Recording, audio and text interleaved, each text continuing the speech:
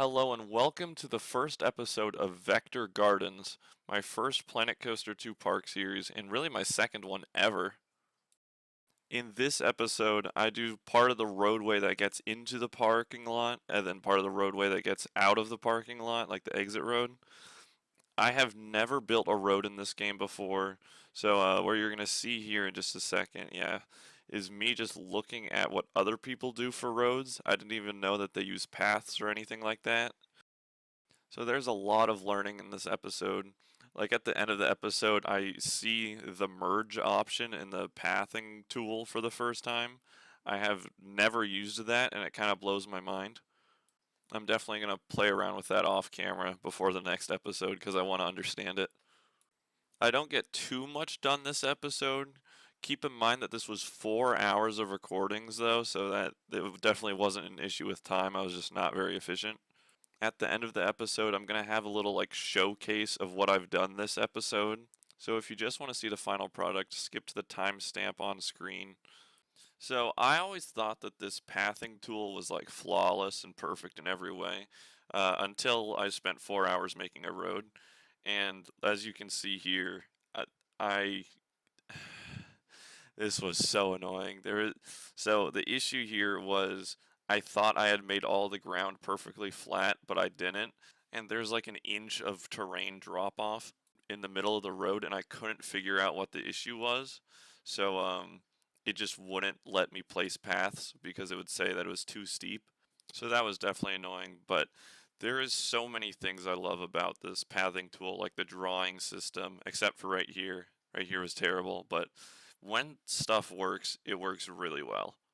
So my main inspiration for this like entryway was all the Disney World parks, SeaWorld Orlando, and Busch Gardens Williamsburg actually. I play this game to make roller coasters, not figure out traffic laws. So I apologize if I get some of the road markings wrong. And yeah, you can see the terrain here was pretty annoying. It's too steep. It's like an inch off the ground. So what I did was delete the entire road and then go through basically the whole map with the flatten to foundation tool again, even though I had already done it. But this did indeed fix the issue with the terrain, so I think it was worth it. I'm hoping for this entire park to have a similar vibe to like Epic Universe or just any like brand new massive theme park. But we will see what happens. I have so many ideas, I'm not going to be able to implement all of them into this one park. So I'm actually going to likely do a different park called Vector World after this. Hopefully that one will be even more realistic, even more detailed, probably bigger. But that is well into the future. This park should still be like really, really good. Way better than Vector Land, at least from a few years ago. Here I was trying to figure out the actual sizes for the lanes because I kind of forgot that there needs to be like toll booths and stuff in the middle of the road. I didn't really account for that, but it all worked out. Every time my camera pauses, it's either me looking at Google Maps or my friend showing me something about a Marvel Rivals update. But anyway, moving on to the actual road markings. These are actually not as horrible to make as I thought they would be. The scaling tool helps a lot, of course, which is honestly probably my favorite like addition to this new game. Like unironically, the biggest update in my opinion. Like if we don't have Theme Maker's Toolkit, this is honestly enough in my opinion. It is so helpful with literally everything. Now, I'm not quite sure if this is how these road markings are supposed to look. I have, once again, never done anything like this. I believe SeaWorld Orlando's was like this, so I just copied it. If you see anything wrong that I don't fix by the end of the episode, please let me know. I will try and fix it in the coming episodes. There's already quite a few things I need to fix that I make in this episode. But I think I'm gonna leave the mistakes for quite a while and just work on the bulk of the park and then near the end kind of go back through everything and add more details and fine tune everything. Here we got some of these uh, road arrows that when you go far enough away, they disappear, so that kind of sucks. Then SeaWorld Orlando had their roads, like their lanes numbered, and I don't know why, but I just copied it. I don't know why you would have them numbered, but whatever. This one has 10 lanes. I think SeaWorld was 10 lanes. I think Magic Kingdom was 10 lanes, but I think some others were not. So I don't know. I'm planning on this park being pretty dang huge, so I want all the this like capacity I can get for basically everything. However, I don't think it's gonna work with guests. I don't know if I'm gonna take the effort to make everything actually work. Maybe I will.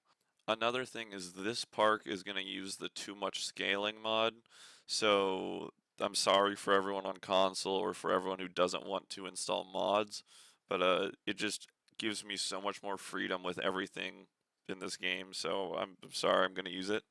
The only thing annoying about these road markings is making them curve with the road. My sections were pretty big though. I didn't like do a single wall at a time. I had like three or four, I think.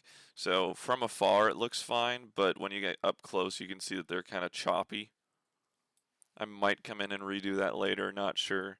Probably not if I'm honest, it is such a small detail. Let me know if you have any feedback for this type of video in the comments. I have basically never done a video like this besides my last video, which was my top 25 video about a week ago. Which, by the way, I am planning to do more videos like that, so let me know what you would like to see in the comments. I'm not going to have this video series completely take over my channel like the last one I did, which I regret doing. I basically only uploaded Vectorland content for the entire like few months I was building it.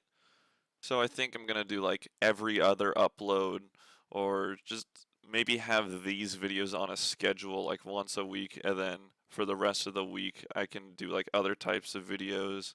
We'll see what happens. Here we have me figuring out the lanes for the actual road portion, which was actually a little bit more difficult than I thought it would be. These ones are slightly thinner than the ones that go through the like the turnstile, not turnstile, the like toll booth things, which I don't know is very realistic or smart, but I don't know. I don't care too much about how realistic the roads are. I have a very interesting idea for the entrance of this park. I've built it in a different game. I built it in Roblox Theme Park Tycoon 2 before this, and that was like a year and a half ago. So I have had a lot of time to think about what I'm gonna do for this park. Uh, Here I am actually building little reflectors that go in between the like road lines. I don't even know any specifics about these. I ended up using um, a submarine door for them, scaled down to like 10%, painted it white. Looks decent. I might go back and change it to a different piece later on because this has like a door handle and stuff if you look close enough. But I think, at least from afar, it looks really good. I don't know if I should be placing those like along the whole edge of the road or anything, or like in these lanes that I have going up to the tolls, but pretty happy with how it came out. Now I believe I make the exit roadway, which should be quite a lot more simple than the entrance. Once again, pathing tool kept doing weird stuff, made it very difficult to do a simple task, but I think I'll get the hang of it. I think it's more of a skill issue than an actual pathing issue. Never mind, except for this part. There you go. I believe that's when I turned on Merge for the first time ever. I have not played with it since, but I was talking to some people in Discord, and it does quite a lot of things that I've been wanting to do for quite a while and just didn't know how. So that's kind of exciting. Here we add the like road markings again. I didn't know if I was going to go for a 3-lane or a 2-lane road. I ended up going for a 2-lane road for the exit. Don't know if that's quite realistic. I was looking at the Busch Gardens Williamsburg one, and that one was kind of, I think it was like 1.5 lanes. It was very interesting. This was also one of my first times really using the path edit tool, which I think I picked up pretty quickly. I'm pretty happy with what I was able to do with all of it. Um, the like the node system for it, it just works easier than I thought it would, and I'm very happy with how it turned out. Now I double check to make sure I made it wide enough, which I did. So then I start working on the. I don't even know if these are called like road markings, road paint. I don't know what they're called. Like I said, getting them to curve is kind of finicky.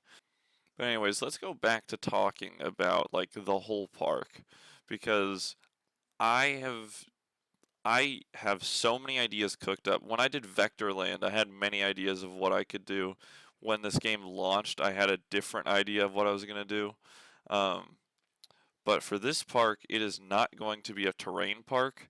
Vectorland kind of was in a certain way, but I want Vector World to be a terrain park. This one is just going to be completely flat ground, maybe like a hill. I'm not sure. Probably going to have a lake in it.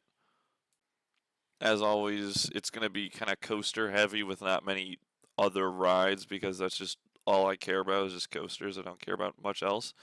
I might, just might, have a water park in this park. I'm not sure. I have a really cool idea for what I could do. All I'm going to say is it involves an indoor water park and a monorail, but I'm not sure if I will pull that off, or maybe I'll get someone else to pull it off for me. We'll see. I'm going to move away from talking about the park for a minute. I'll go back to that soon, but I just wanted to talk about the like Planet Coaster 2 as a whole real quick, because I do not think that they are getting enough credit for how how many huge updates that they've already had in this game. I know people are mad, it's a $50 game or whatever, and it launched with a lot of bugs, and it still has a lot of bugs, and certain things that they've added to the game have caused even more bugs. Just a buggy game as a whole. In the last update, I believe there was like something like 150 bug fixes, um, which I'm just saying that is a lot. I'm not quite sure like how many a normal uh like game update would have, but that seems like a ton of work to me. They also added back in some old features like making dueling coasters, synchronizing multiple coasters at the same time.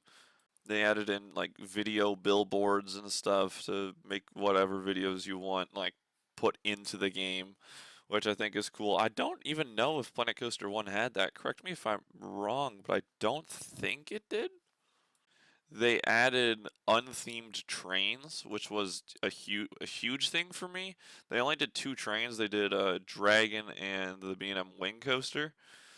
But like I'll take what I can get. There's definitely ones I would take over those, but those are definitely better than nothing. Another thing that they added that should have been in the game at launch is the interchangeable coaster cars, which like I'm I'm beyond happy that they've done that.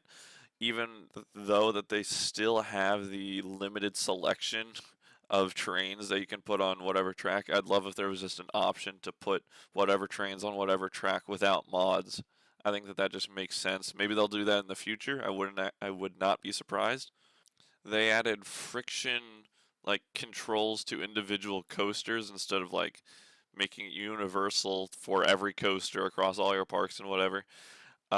Which I could have really used for my last coaster project, Horizon, because that ride desperately needed a lot less friction, but too late for that. But in doing that, I believe that they removed that option that was already an option for the water slides. So I don't know why they did that or if they tried to do that. Doesn't make any sense to me, but I don't know. Maybe I don't know something. But just mind you that that is all in a single update. and they have like four more planned or something like that. I'm just saying, I think this game in a few months or even like a year is going to be in tip-top shape, like absolutely flawless game essentially. We just got to let them cook with the updates because I'm assuming why the game launched how it did was because they had to get it out before Christmas. Probably rushed it a lot, so I really hope that they don't rush the updates, even though a lot of people are rushing them to update the game, which I don't think is very smart, but I don't know. But anyways, back to my park. I am now working on the uh, toll booth parking people who steal your money for something that should be free. Um, but we love corporate stuff here. I'm also gonna impose a 9% surcharge on every single guest that goes into this park, and to ask people if they want to tip a cashier 22%. I think it makes a lot of sense, SeaWorld. But anyways, I don't actually really know what's inside these little building things. I end up putting a like two monitors. Uh, I kind of forgot to put a keyboard, so I'll try and make a keyboard. Maybe next episode we'll see how that works.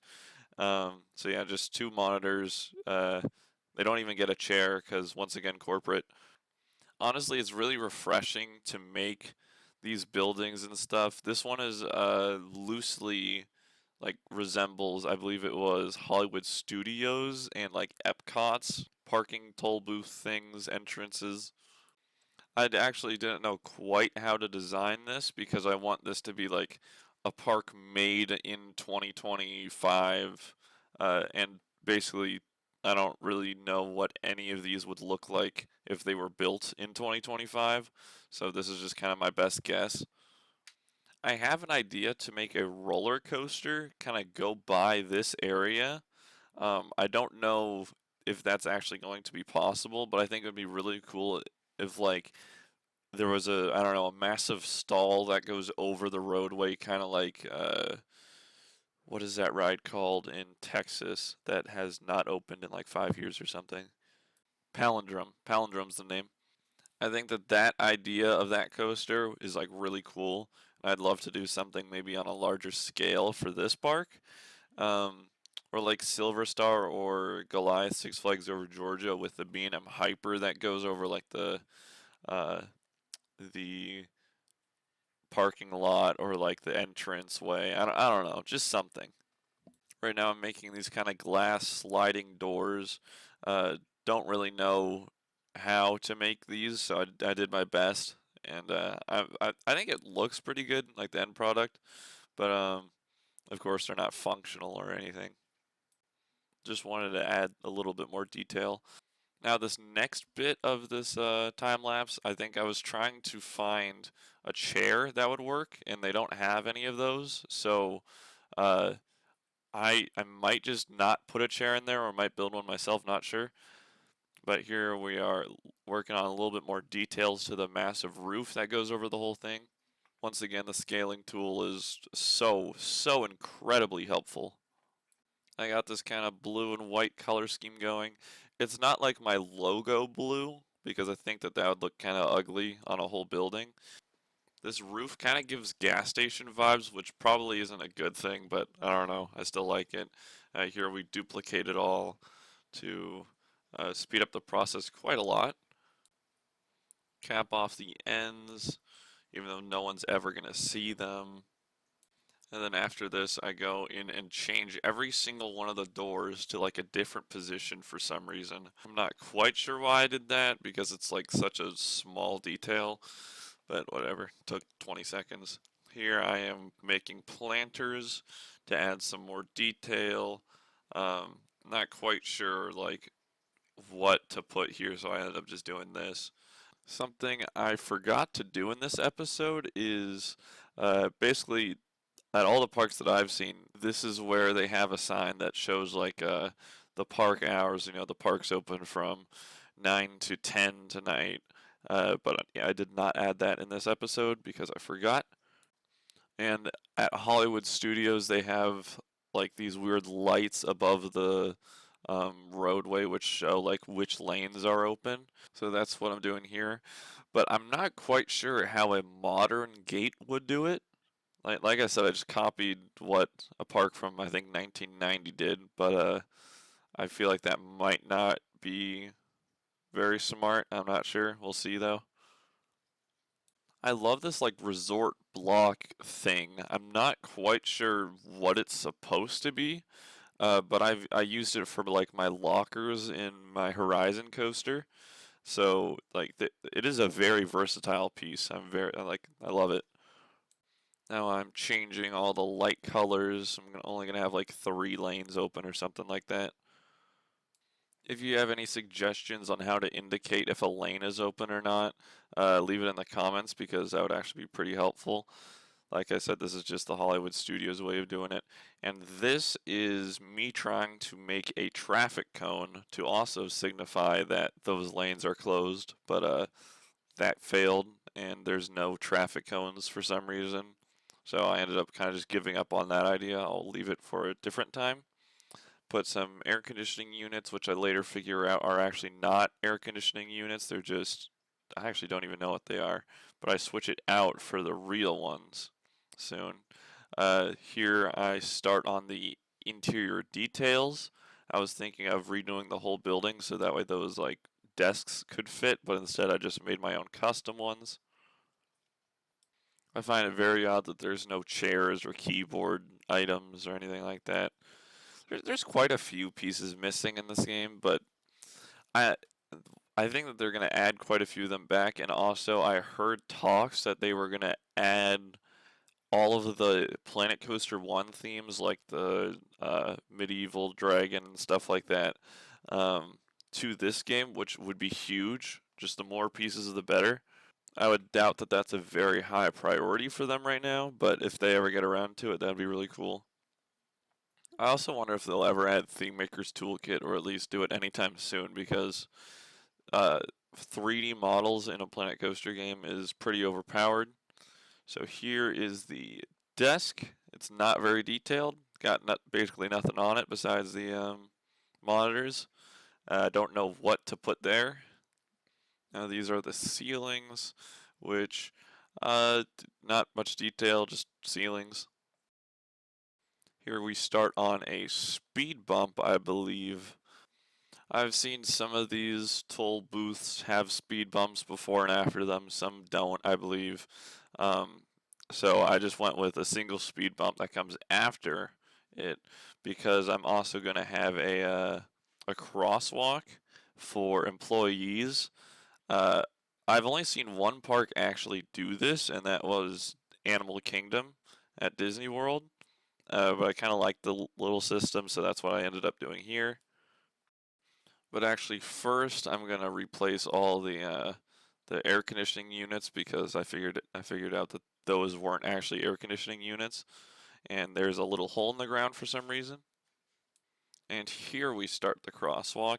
I just used the what I've been using the whole time, the rectangles, and scaled them up a little bit.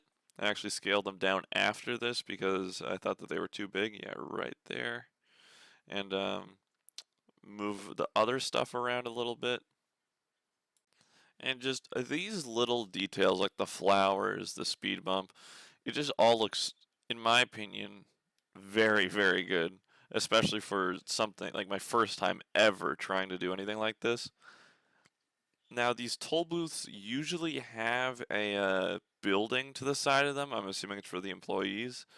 Uh, I did not add that in this episode because I ran out of time. I might not even add it next episode, but I will eventually get around to it. Now for the last little detail, I'm adding the name of the park on the top. And I love these letters, but I just wish that they had lowercase for this font. They don't, but whatever. That's essentially going to be the end of this time lapse.